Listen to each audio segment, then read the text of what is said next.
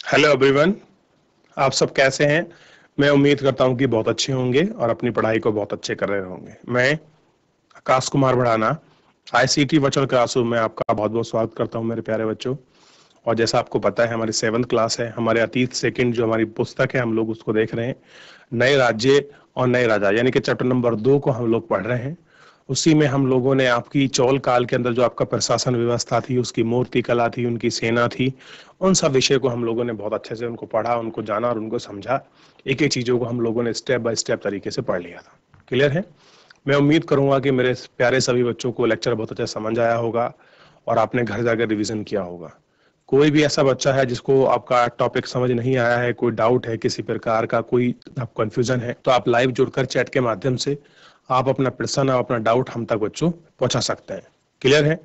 कोई भी स्कूल का कोई भी बच्चा आप हमसे अपना प्रश्न पूछ सकते हैं। चलिए बच्चों, अगर कोई प्रश्न नहीं है, कोई डाउट नहीं है, हम चलते हैं सीधा डिजिटल बोर्ड की तरफ। जब हम लोग आपका लेक्चर कर रहे थे तो हम चोल काल के अंतर्गत उनकी मूर्ति, मंदिर कला, इंस्कार, टैक्स व्यवस्था, अब कृषि, सिंचाई, इन सब चीज़ों को हम लोग बहुत अच्छे से उनको पढ़ चुके थे। और जो आपका राज्य का साम्राज्य था वो किस प्रकार चला रहे थे, जो भूमि के प्रकार थे, उन सारे प्रकारों को हम लोग अपने माध्यम से आपका देख चुके थे। क्लियर है बच्चों? और सबको बहुत अच्छे से जान भी चुके थे कि क्या चीज़ें हैं।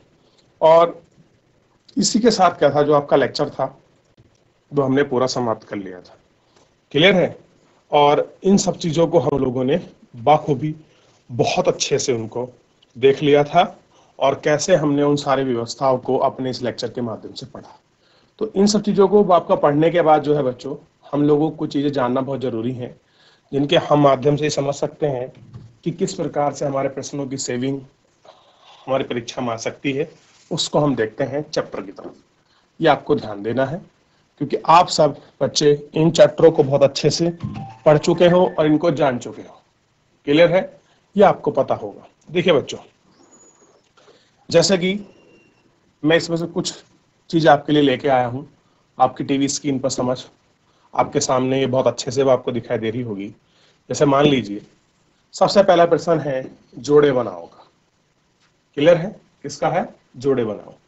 अब जैसे एक एक तरीके से है वो आपके प्रश्न दिया है। गुर्जर प्रतिहार, राष्ट्रकूट, पाल और चोल, उनके सामने उनका स्थान दिया है कि उन्होंने कहां पर शासन किया है। अगर हम लोग इसको मिलाएं तो हम किस प्रकार मिलाएंगे? तो जो उसका मिला हुआ जो आपका जोड़ा है बच्चों उत्तर में, वो आपको नीचे दिखाई दिया है। जैसे गुर्जर प्रतिहार गुजरात और वो आपके राजस्थान वाले क्षेत्र में शासन कर रहे थे। राष्ट्रकूट आपका वेस्ट बंगाल में थे और पाल आपके बंगाल में थे और चोल आपके तो आपका तमिलनाडु में वहां आपका शासन कर रहे थे। तो आप इनको जो जोड़ा मिलान वाला प्रश्न होता है, आप उनको इस प्रकार से देख सकते हैं मेरे प्यारे सभी बच्चे। क्लियर है? तो आप देख रहे हैं कि गुर्जर प्रतिहार जो थे वो कहाँ अपना रूल कर रहे थे, और साथ में उसी के साथ हमने देखा कि जो आपके राष्ट्रकूट थे वो राष्ट्रकूट कहाँ अपना शासन कर रहे थे, वो आपको दिखाई दिया। और इनको आपको याद भी रखना है, क्योंकि हमने इन सब चीज़ों को मैप के माध्यम से भी पढ़ा और समझा था कि कहाँ कहाँ इनकी स्थिति है। ठीक, चलिए, तो इतना ध्यान रहेगा। देखिए, ये प्रश्न है, इस प्रकार से आपको देखने के लिए मिल सकता है। सिंपल है ना?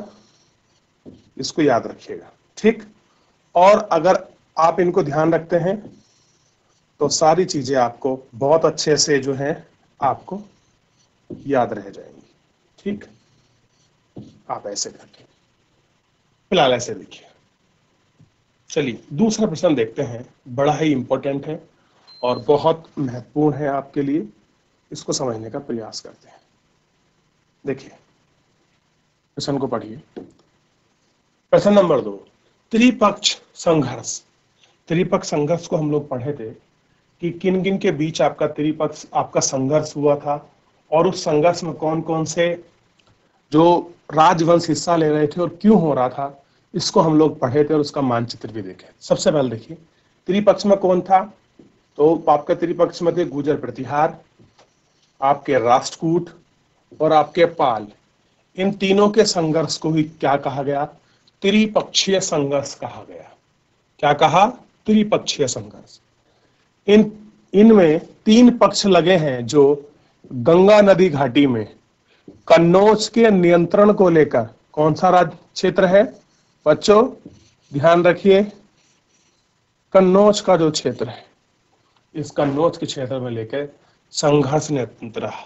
ठीक, आगे देखिए, चोल साम्राज्य में सभा की किसी समिति का सदस्य बनने के लिए आवश्यक शर्तें क्या थी? तो सबसे पहले तो आपको त्रिपक्षीय जो संघर्ष था वो आपको समझ आना चाहिए। हमने पढ़ा था कि बच्चों किन किन के बीच है, और इसमें साथ साथ ये देख रहे थे कि किस क्षेत्र के नियंत्रण को लेकर ये संघर्ष हो रहा था। तो कहा गंगा नदी घाटी में आपका कन्नौज का जो क्षेत्र है उस क्षेत्र को लेकर ये संघर्षशील रहते थे। कभी गुर्जर प्रतिहार राष्ट्रकूट लड़ते थे, कभी राष्ट्रकूट पाल लड़ते थे, तो कभी पाल और राष्ट्रकूट लड़ते थे, कभी गुर्जर प्रतिहार पाल लड़ते थे। तो इनके साथ आपस में इनकी जो था संघर्ष होता रहता था, और अंतिम रूप से गुर्जर प्रतिहारों ने शासन किया है कन्नौज पर। दूसरा प्रश्न देखिए, तीसरा, चोल साम्राज्य में सभा की किसी समिति का सदस्य बनने के लिए, आप चोल प्रशासन को अभी पढ़े हैं, मतलब पिछले लेक्चर में, तो उसमें एक सभा शब्द का जिक्र हुआ था कि सभा में समिति का सदस्य बनने के लिए आपको किन शर्तों का पालन करने की आवश्यकता थी, क्या वो शर्तें थी, समझिए। उत्तर मेरु अभिलेख के अनुसार चोल साम्राज्य में सभा किसी भी समिति का सदस्य बनने के लिए निम्नलिखित योग्यताएं थी। कह रहे कि उसके लिए क्या थी, आपके निम्नलिखित आपकी योग्यता थी। कौन कौन सी योग्यता थी उसको समझिए और उसको पढ़िए। देखिए, सबसे पहली योग्यता पर हम लोग आपका बात करते हैं, इसको ध्यान दीजिए। सबसे पहली योग्यता देखिए, सभा की सदस्यता के लिए इच्छुक लोगों को ऐसी भूमि का स्वामी होना चाहिए जो भू राजस्व वसूलते हो। यानी कि चोल साम्राज्य में समिति का या आपके सभा का सदस्य बनने के लिए उनके लिए क्या होना चाहिए, सबसे पहले ध्यान देना है बच्चों, आपके पास ऐसी भूमि होना चाहिए, ऐसी भूमि के स्वामी हो जिसका आप क्या करते हो, भू राजस्व वसूल कर, यानी कि आप कर वसूला जाता हो। ठीक, ऐसी उनके पास अपना घर होना चाहिए। दूसरा पॉइंट है क्या हो, अपना घर हो। और तीसरा, उनकी उम्र 35 से 70 के बीच होनी चाहिए, ना 35 से कम का हो ना 70 से ज्यादा का हो, इसके बीच का एज होना चाहिए। उन्हें वेदों का ज्ञान होना चाहिए। क्लियर है। पांचवा पॉइंट है, उन्हें प्रशासनिक मामलों की अच्छे से जानकारी होना चाहिए। किसकी, प्रशासनिक मामलों की अच्छी। और क्या होना चाहिए, ईमानदार होना चाहिए। छठा है, यदि कोई पिछले 3 साल में किसी समिति का सदस्य रहा हो तो किसी और समिति का सदस्य नहीं बन सकता। अगर आप किसी 3 साल के अंदर कोई और समिति का मेंबर रहे हैं तो आप अन्य दूसरे जो समिति है आप उसका मेंबर नहीं रह सकते। जिसने अपने या अपने संबंधियों के खाता जमा नहीं कराए हैं वह चुनाव भी नहीं लड़ सकता। अगर सब चीज खाते जमा नहीं कराए हैं तो आप चुनाव भी नहीं लड़ सकते। यानी कि चोल प्रशासन के अंदर प्रशासनिक इकाई बहुत सुदृढ़ थी और ऐसी मजबूत हमको तंत्र दिखाई देता है।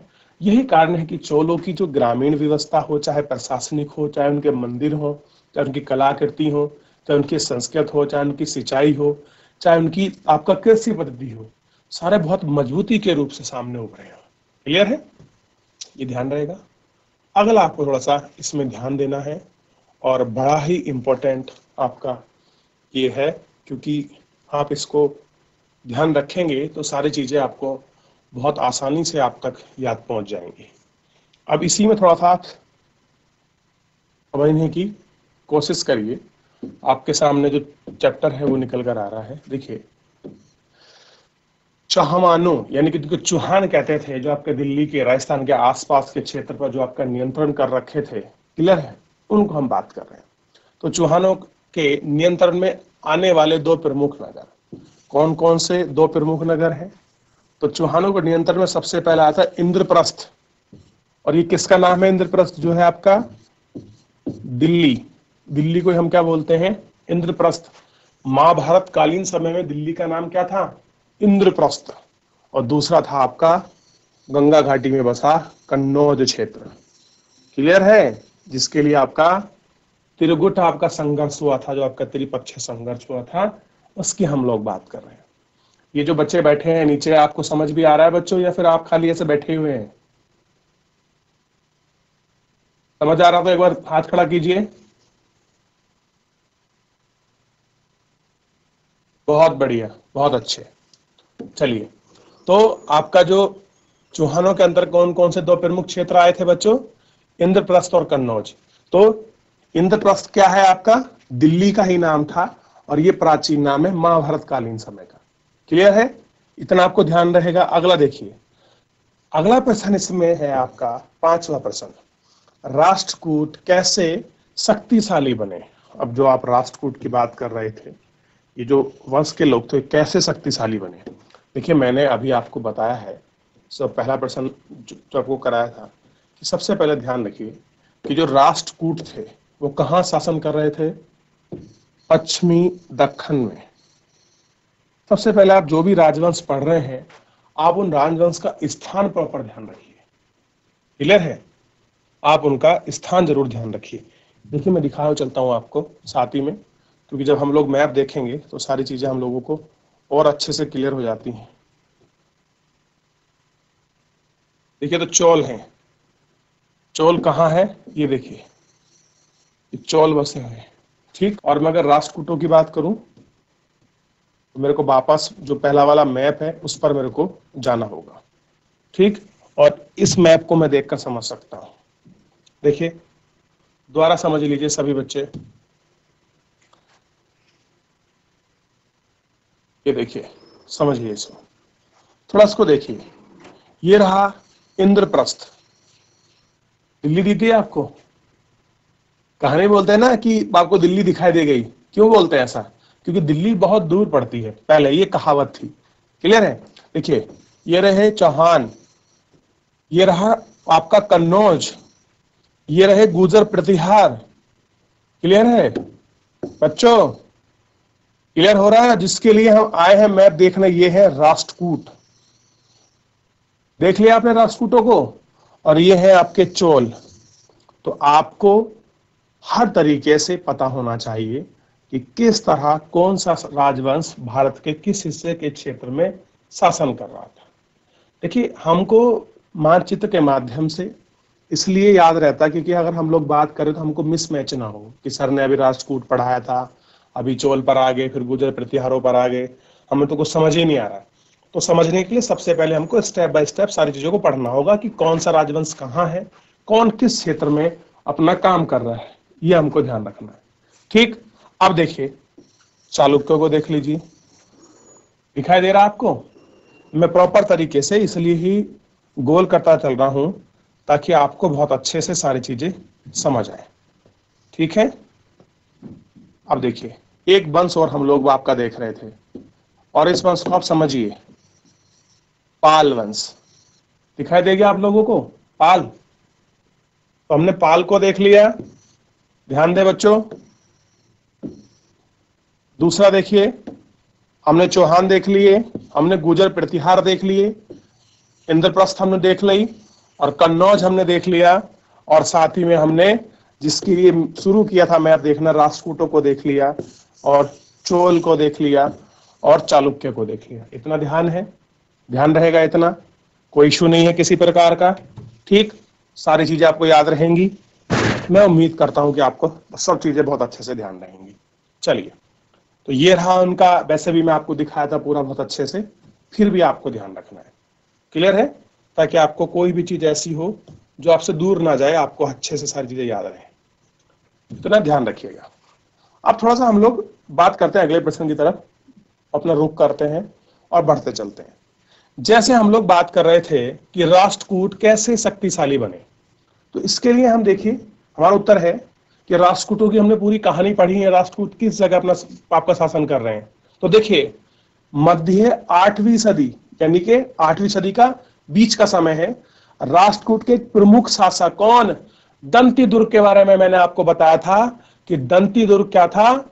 इसने चालुक्य राजा की हत्या कर दी थी और उनकी अधीनता यानी कि सामंत स्वीकार करने से मना कर दिया था। कौन था शासक? दंती दुर्ग। इसको मैं स्पेशल करके इसलिए बना रहा हूं ताकि आपको याद रहे कि संस्थापक कौन था। और मारा किसका था? चालुक्य राजाओं को हत्या कर कर इसने क्या किया था? अपने राजवंश को, अपने साम्राज्य को स्टैब्लिश किया था। उसने हिरण्यगर्भ अनुष्ठान भी कराया था, और हम लोग पढ़ रहे थे, मैं अभी बताऊंगा अभी आपको। हिरण्यगर्भ नामक अनुष्ठान कराया, बड़ी भारी भरकम उनने क्या ली? उपाधियां ली।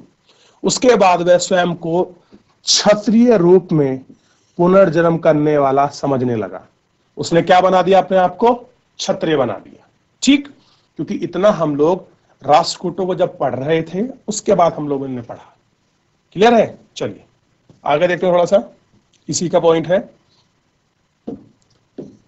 इस प्रकार दक्खन में राष्ट्रकूट वंश का आधारशिला रखी गई, और यही कारण है कि दक्खन यानी कि दक्षिण में, साउथ में क्या हो गया? राष्ट्रकूट वंश की आधारशिला यानी कि उसका बेस स्टैब्लिश हुआ। ठीक है, तो यहां तक आपको समझ आ रहा है? ये बात ना करें बच्चों आपस में, सामने ध्यान रखें बोर्ड पर। मैं अभी प्रश्न पूछ लूंगा आप लोगों से, सामने देखिए। चलिए आगे बढ़ते हैं।